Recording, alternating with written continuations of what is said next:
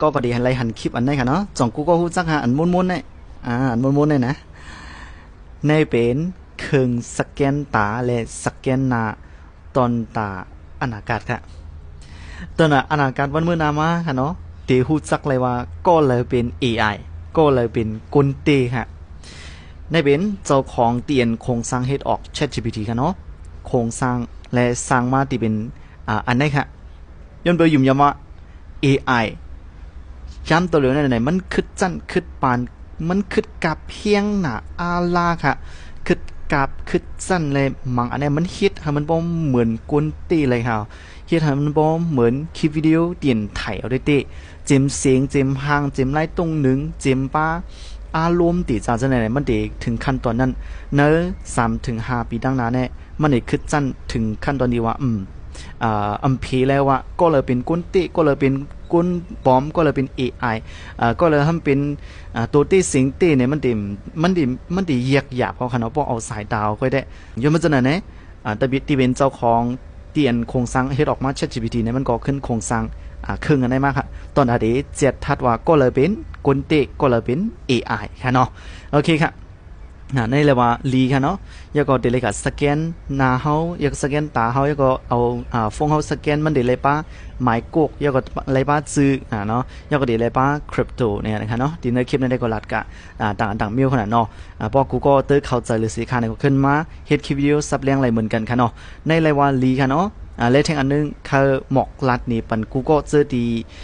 อันด้วยคลิปในวัยขนอกกับวันปันเมืองเมื่อเร็วมันก็คึดจันคึดกาบคึดปานมาเลยยุคจันมาเฮียงติเตกำเสือค่ะเจอดีว่าไปป้าหมอใจตื้อ AI มันก็ไปป้าไรหู้ลอกไล่ใจตื้อมันเนี่ยก็สอกหาเตรียมหาอะไรดีเนอร์ TikTok คือมันก็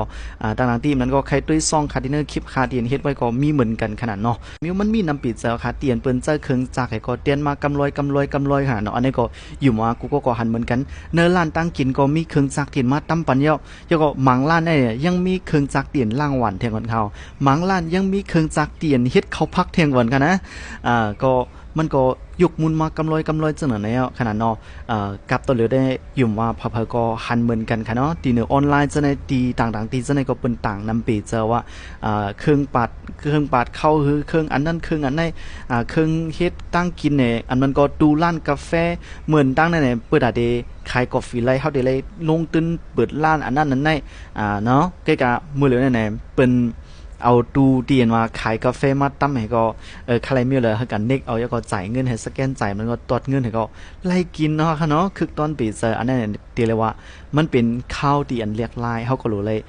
เรียกลายตัวเจ้าเก่าเขาแล้วก็ยุคมุนตัวเจ้าเก่าเขามันเข้าปาร์ตี้เนอร์กับวันป่านมือเร็วค่ะเนาะเลยเหมือนจะหนังตั้งเจ้าขององค์การที่เป็นFlash Express นะคะเนาะในก็ลาดไปเหมือนกันตัวหนังตูมันเป็นก้นตีสร้างโครงการมาแล้วก็เป็นก้นตีแนวเตียนกว่ากันป้ายมักเมียก้อยกับวันเมื่อไหร่มันก็เลยปิ่นแปลงตัวเจ้าเก่ามันเข้ามาถ่ายคลิปจ้อมลูกน้องมันแล้วก็ก้นเหตุการณ์มันแล้วก็กว่าสาขานึงแล้วสาขานึงกว่าถ่ายคอนเทนต์จ้อมแล้วก็กาจ้อมในกาเฮ็ดออกมาที่เป็นไลฟ์สดจนในก็เข้าเฮ็ดกวนกูเมลค่ะเนาะในก็ติเลยว่าเป็นลองเตียนเรียกลายอันนึงเหมือนกันตอนหนังก้นตีเปิดโครงการเนี่ยก็สร้างรายเป็นอ่านโหหมื่นล้านมันแน่เนี่ยเขายังปิ่นเปียงตัวเจ้าเก่าแล้วก็ขึ้นมาสั่งจอมตีเนอร์เทรนด์อันนั้นก็ตีเนอร์กับวันป่านเมืองเตียนมันเรียกหลายจอมนอกจากไหนคะเนาะโอเคครับอยู่มาคลิปนี้ก็เป็นพรดีตอนนะกูก็สัญญาว่ากูก็ไลค์ใจบนไหนอย่าไปลืมกดไลค์กดแชร์กดติดตามไว้ค่ะเนาะและการป้ายมักมีอันนั้นก็องตีเปิดอดีสร้างไล่อนาคตวันเมื่อนาแน่ๆมันก็หลุดเลยมีวตีอันยันมันแหละดีจังกึกตูก้นเฮากว่าเลยกูเข้ายามนั่นค่ะอันนั้นก็เป็นป้ายอยู่ลีค่ะป้ายอยู่ลีในลองเหยียดที่ค่ะเนาะเป็กสมาวันเมืองในขึ้นเหยียดตันเกอขึ้นเหยียด AI ในใครมากตันเกอมากค่ะคุยกับป้ายอยู่ลีก้นเฮาแน่มันลองเหยียดค่ะย่อมสนในการที่ตัวถึงร่างป้ายอยู่ลีแน่เป็นที่หนึ่ง